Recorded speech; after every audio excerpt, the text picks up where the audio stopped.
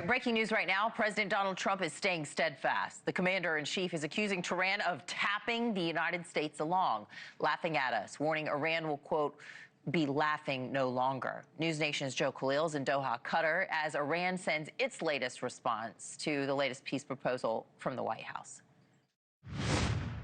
Well, the White House has been waiting for Iran to respond to the American peace proposal, and today we can confirm that that has happened. The Pakistani government saying that Iran did hand over its response, which the Pakistanis handed over to the United States. So now we are waiting to see how the White House is going to receive it. We know President Trump's red line the last time around was that Iran did not acknowledge its nuclear issue at all. If that happens again, presumably the White House would reject an offer like that. But we're waiting to see details. Meantime, we are hearing from Iranian leaders, President Masoud Pezeshkian taking to Twitter to say this, quote, "We will never bow our heads before the enemy, and if talk and dialogue or negotiation arises, it does not mean surrender or retreat," which sounds like it may be directed not at the United States, but at an Iranian domestic audience of hardliners,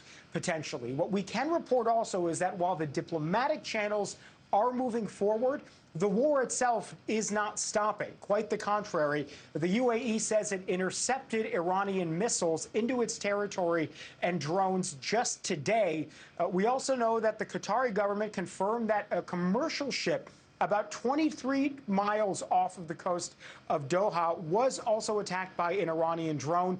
And this coming off of a week at the end of it where both the United States and Iran launched several strikes at each other. So while the diplomatic issues are going forward, it is very clear that this war still poses a threat to American interests in the Middle East and also people living in the Gulf region here. In Doha, Joe Khalil, NewsNation. All right. Thank you so much, Joe. We're going to bring in the Foundation for Defense of Democracy senior analyst, Ahmad Sharawi. Great to have you. Thank you for joining us.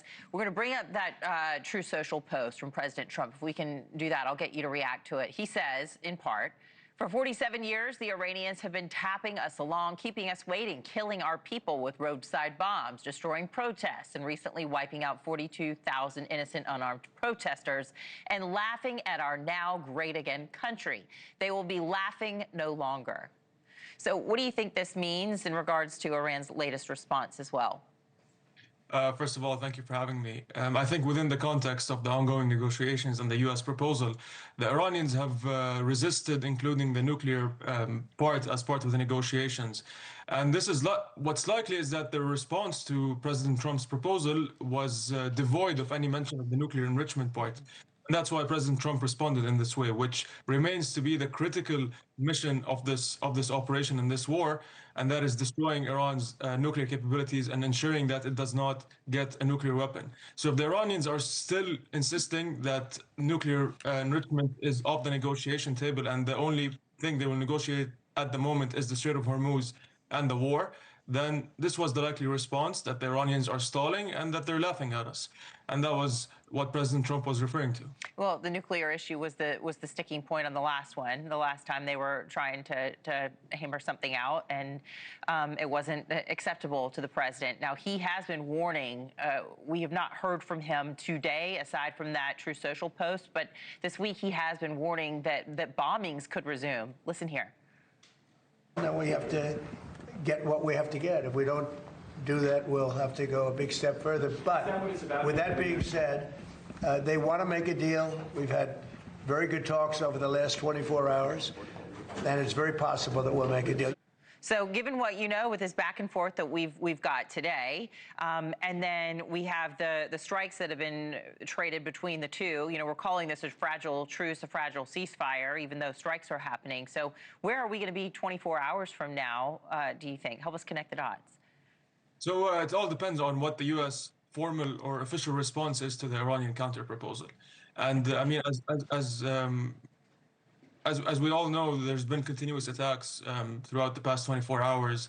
But the ceasefire is still in place, despite the Iranian attacks against some of the shipping vessels and the Arab Gulf states. The blockade is still in effect. The CENTCOM released gave out an announcement today that some of the ships were diverted away from the Strait and from the Gulf. So in terms of the operational viewpoint of this war, it's nothing has changed. The ceasefire is still in place, but as you said, it's very fragile, and we're just waiting to see what the U.S. official response is to the Iranian proposal. What is likely, and if true, that the Iranians did not include a nuclear enrichment clause in their counter proposal, then we will likely see either a continuation of back channels, but it seems clear that President Trump is moving towards a deal, but he's also maintaining enough pressure on the Iranians to exert maximum concessions from them. Right. And of course, Iran wants the U.S. blockade to end around the Strait of Hormuz, and Trump wants Iran to open the Strait of Hormuz. I'm not sure if you could see your screen, but we had up the strait there. We know 20% of the world's oil is meant to be going through there.